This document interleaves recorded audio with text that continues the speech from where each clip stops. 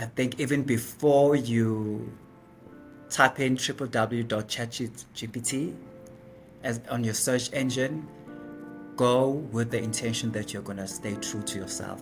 I personally look for the ability to reflect. You don't have the experience. You've engaged our company via the website. What resonated with you about the company? What do you like that you saw? What don't you like that you believe should be improved? So, in an interview scenario, show up with a sense of reflection. What you are not being vulnerable on, Dylan could be going through that. The CEO could be going through that. The CFO could be going through that. And the earlier you start to be vulnerable, that will set you apart. That will also make you more real, more relatable, more trustworthy, more credible. Ntokozo Khumalo is an HR leader whose career spans over 16 years in the ICT industry. Today, we dive into Ntokozo's journey, his lessons and advice for young people in the job market in the time of AI. Ntokozo, welcome to the Adulting Co podcast. It's wonderful to have you here. Thank you, Dylan Campbell. Cool. So, walk me through your career journey. You've been in the HR and IT space throughout your career. Did you always have this interest in the IT space? And yeah, how did you fall into that path? Thanks, Dylan. Passionate HR professional. You're right, 16 years of experience. To be honest with you, I studied industrial psychology in Pietermaritzburg, UKZN, 4-year degree, with no vision of being in HR or no vision of being in an ICT industry.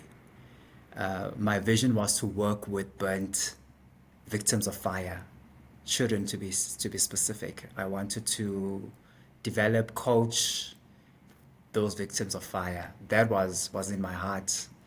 And then I got exposed to a different side of industrial psychology, which is all about psychometrics, psychology, human behavior. I got interested.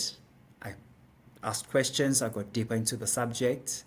And I realized that HR is a door in the corporate world that I can start and practice psychology and human behavior.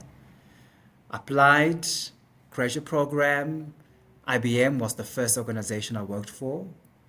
Joined their graduate program. It was coincidence that IBM is in the ICT industry, and that's how the door to ICT actually opened, Dylan.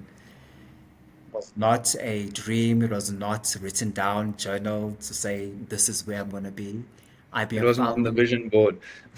Yeah. IBM found me and molded me, and ever grateful for that experience. And my current company is also within the ICT industry. Amazing. Yeah. Okay.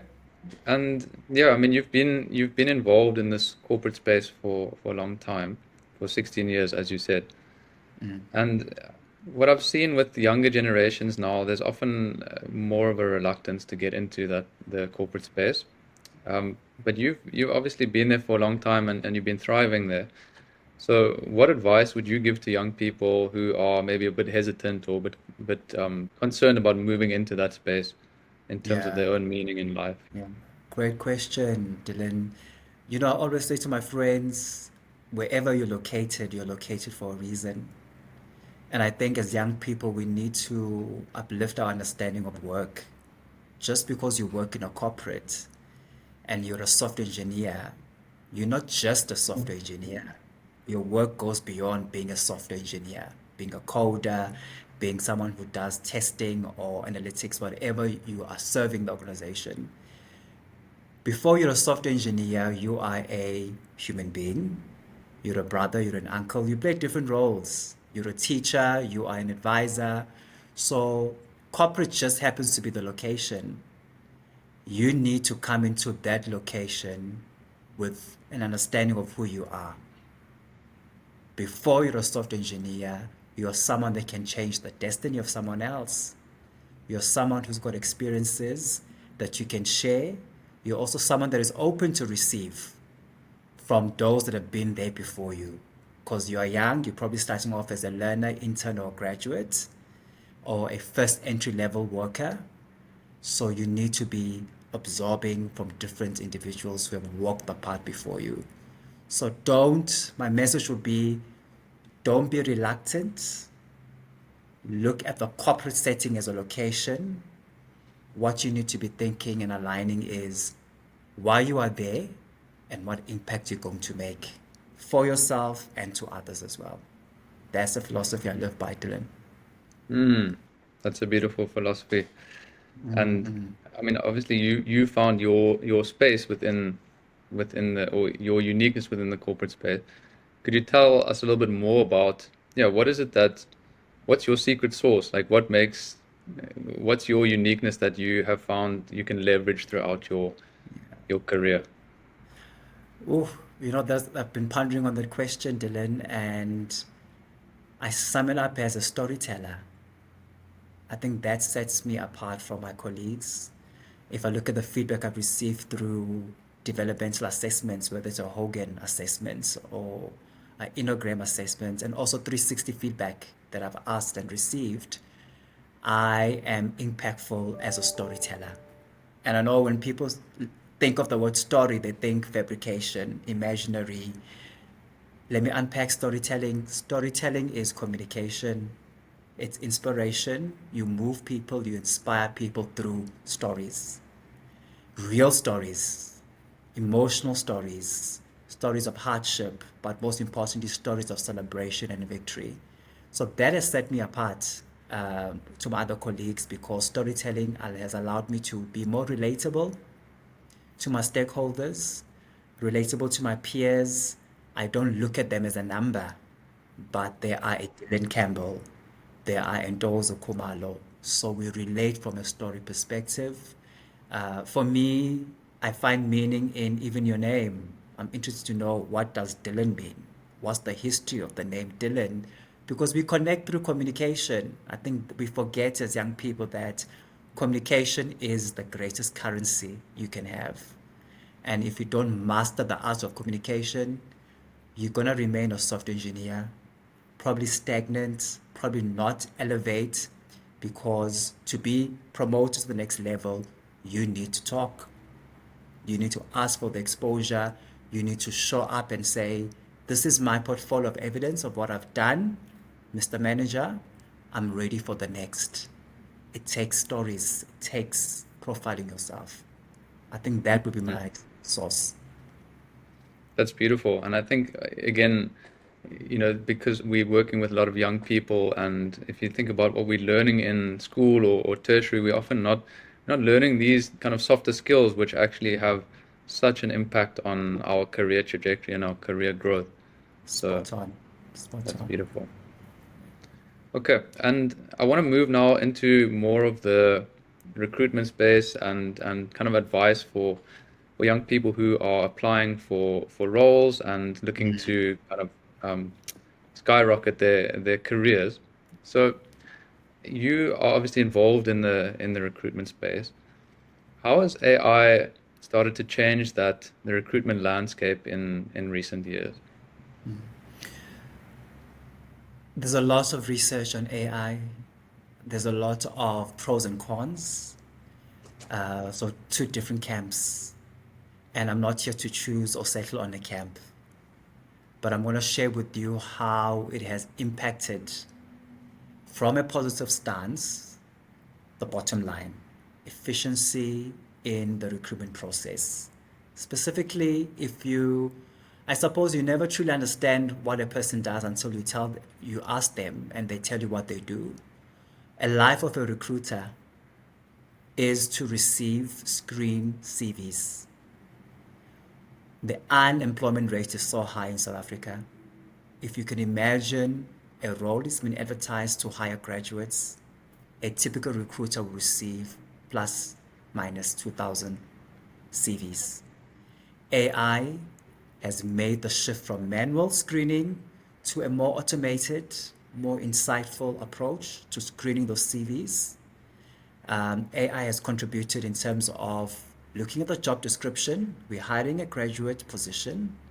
a software engineer graduates as an example, and AI is able to afford the recruiter the opportunity to ask targeted questions. AI can help us in having those questions just by looking and analyzing the job description.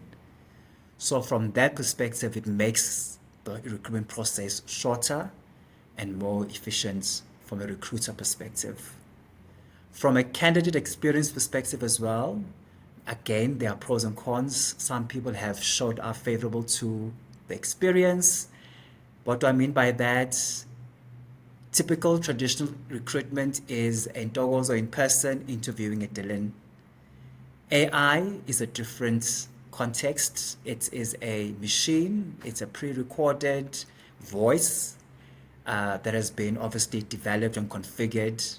It will ask you questions, and you are interfacing with a machine, or the AI is the word they used. And so that has also changed the candidate experience from a recruitment perspective. Personally, where do I sit with AI? In any change management, Dylan, you should go with the flow. If you don't embrace the change, you're going to oppose it. So psychologically, emotionally, you're going to be a slow adopter. You are not going to welcome this change. I think as young people, as HR professionals, as people in general, we need to change our attitude towards improvements and new innovation. They are here to complement a recruiter's function, not to replace. And I think we need to have that shift. It's complementary in nature. You are still required as the recruiter, as the HR professional, because you add a machine cannot pick up on a culture fit, for instance. You need a Ntokozo to be able to gauge and assess culture fit, as an example. So it's not a nightmare. It actually is a great future and a great path that we're going into. 100%. And I think the learning of the potential employee or the applicant, that's also where I think there's maybe a bit of a gap sometimes, because there's a Yeah, lot of change happening very quickly yeah, at the level of the recruiter. But for the applicant doesn't necessarily understand the changing landscape and what's needed in terms of applying to make sure that we fit in with the AI requirements. So could you tell us a little bit about what kind of tips would you give to a person that's filling in an application, submitting their CV, submitting their cover letter, in the context of ChatGPT, in the context yeah. of what's required to kind of not get have your application thrown out by the AI, but to ensure that you are a top applicant through that process. Okay. Stay true to yourself. I think even before you type in www.chatgpt as on your search engine, go with the intention that you're gonna stay true to yourself. As human beings, we are looking for that authentic voice, that authentic individual that is applying. So yes, the platforms can are useful from a content generation perspective. Don't copy and paste, because when you go through the first interview and you do well, second interview, third interview, depending on the organization's recruitment model, we will pick it up. I've got an instance where the candidate confirmed that the cover letter was generated as by utilizing ChatGPT, and the candidate forgot what was on the cover letter. So when I scrutinized some of the things in the cover letter, she could not connect. She couldn't resonate. But it's your CV, it's got your name. I think let's be true to ourselves. Your cover letter, your CV should be authentic. If you don't have the experience, don't put it in. You're even jeopardizing yourself by being dishonest, specifically because most organizations have values And a common or shared value is honesty. Now you put in an experience that you don't have and it shows up, you are not living the value of the company that you want to apply into. So I cannot understress it, Dylan. Be true to yourself.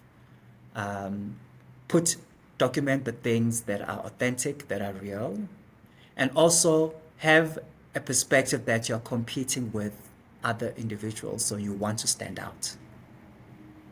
I was listening to a podcast recently. I can't remember the young gentleman's name. He's 27 years of age, and he said something very profound. And he's a millionaire. He owns a company with 7 figures.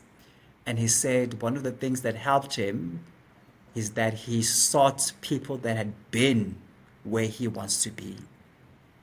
And I think as young people applying for organizations, speak to your cousin, speak to your neighbor who has applied, who's gone through the process, so that you have a feel of pointers of what you should be doing, what you should not be doing. Use the network. I think we've lost the principle of Ubuntu. You are because of others. We rely so much on ChatGPT only that we forget we've got a sibling or a cousin or a neighbor at church, a neighbor wherever that we should be asking for advice from. So speak to those that have been before you go and capture your cover letter or construct your CV. I think those would be the two main advice I would give young people. Mm. And just to go a little bit deeper into that, for the graduate who is looking to now apply, they often don't have much experience, and that's a challenge, especially in a very competitive landscape. So it's that catch-22 of you need experience to get the job, but you need the job to get the experience. And what are some tips that you could give to young people who maybe don't yet have experience? How could they stand out in a very entry level application processes for a graduate program or internship or very entry level position, if they don't yet necessarily have much of that experience? Thanks, Dylan. Good question. I personally look for the ability to reflect. You don't have the experience. You've engaged our company via the website. What resonated with you about the company? What do you like that you saw? What don't you like that you believe should be improved? So, in an interview scenario, show up with a sense of reflection. Young people, you ask the question, tell us about Adapt IT, and they'll be reading on the screen what is on Adapt IT. As a recruiter, as a member of the panel, I know already about the organization. I'm looking for, so what? What does it do for you that one of our values is honesty? Do you like that? Don't you like that? So we're looking for that sense for the application. Are you reflecting? Because that shows us that you are able to be a learner. You are able to apply a critical mindset to the things that you expose or engage yourself in. So don't underestimate the value of having a reflective competency or muscle. And you can build this muscle, Dylan. Journaling is a great skill to have for you to build on this muscle of reflecting, asking yourself the lessons learned, and how can I improve from the next. I think the second critical one is don't copy and paste how others have answered any question in the interview. Answer it based on you as Dylan, not because you went and you saw a YouTube video, the same question was asked, and now you're going to follow the same format. It does come across, we are very experienced recruiters. We are able to pick these things. Obviously, we don't embarrass individuals. I think as an HR professional, you also have the responsibility to coach. So when there are those instances, we coach. And to your point, these are graduates, they're coming from university and they need to be received with an open hand of coaching so that they don't repeat the pitfalls. Thank you, thank you. I think just one last question then on the recruitment process. I want to just go back to AI again, because obviously this is a big topic. Um, are there, if we think about it on a very practical level, um, with in the context of thousands of applicants for jobs, what are the kind of fundamentals that the AI will kick out, for example, or struggles to engage with or read, that like just very practical tips that people could implement in terms of submitting the right format of the CV or the right cover letter format, or other aspects of the application. Okay, thanks, Dylan. Um, always have intent when you're doing the cover letter. I'm going to amplify that. You've engaged the website, you've seen the job description, you know the attributes the role requires, you know the primary responsibilities the role requires. Make sure that your cover letter, your CV, amplifies those attributes, amplifies those responsibilities. Again, don't lie, don't invent them. If you don't have them, you don't. But apply nonetheless. If you have them, make sure that if the role is software engineer graduate and an attribute is relationship building, make sure that you've got something that speaks to that. So align your cover letter, align your CV to the job description. Prepare, don't apply in haste. You receive the link from your friend to say there's a role available and you automatically send the CV you've saved on your laptop. No, take a pause, take a pen, read the job description, compare the job description to your CV, to your cover letter, and modify accordingly. Dylan, would be the advice I would give. That's beautiful, and I think that intentional approach to applications is key, because that's a way to stand out rather than that there's that idea of the Yeah, spray and pray, you know. yeah, That's not the yeah, best way for job applications. It's going deep, as you say. Yeah. yeah. And with the high unemployment rate, I can put myself in the shoes of graduates. We are five at home. I'm the firstborn. The lastborn is 30. He's been unemployed for a long time. So I can put myself in his shoes and others, Dylan. You become like a machine. Apply, apply, apply, apply. But that's hurting your chances. That's hurting your chances. That's actually you're not opening the door for yourself if you're not going to be intentional about aligning and reflecting on the job description and responding accordingly to the opportunity.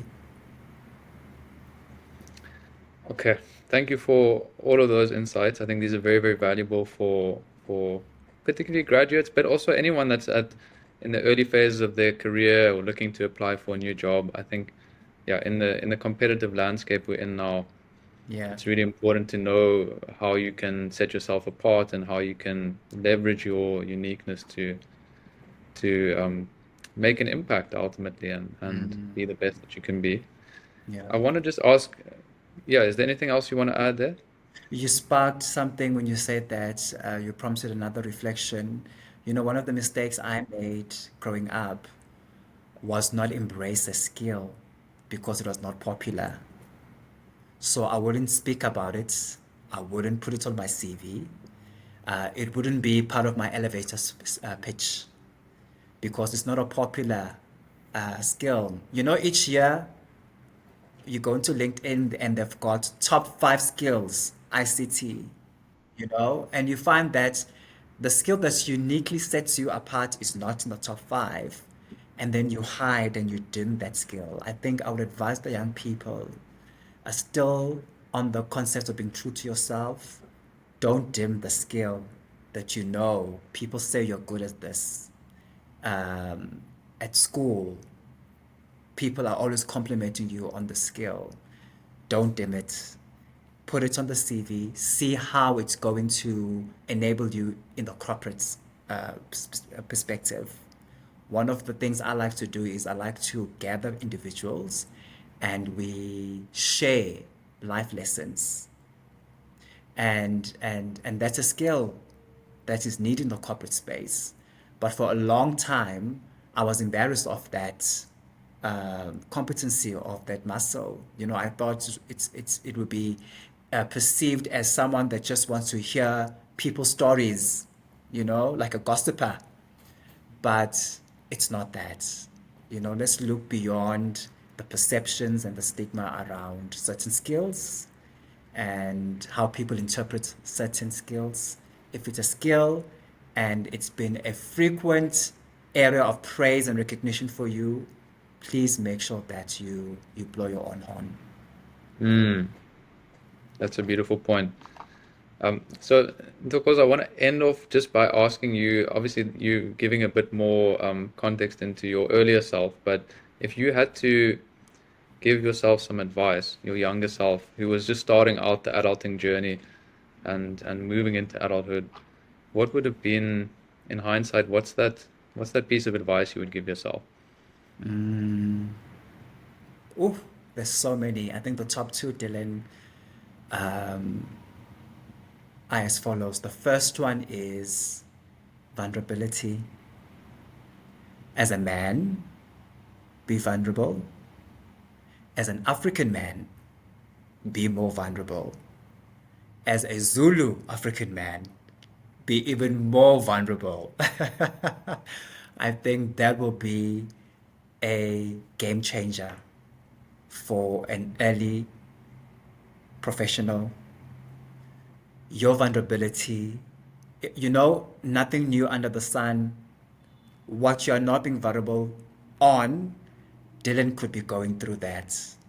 The CEO could be going through that. The CFO could be going through that. And the earlier you start to be vulnerable, that will set you apart. That will also make you more real, more relatable, more trustworthy, more credible. When you're being vulnerable, one of the areas I was vulnerable on, I had to learn to be vulnerable on is when I was asked a question and I didn't know. It's okay to say, I don't know the answer. I will do research and come back to you. Let's build that muscle of being vulnerable early.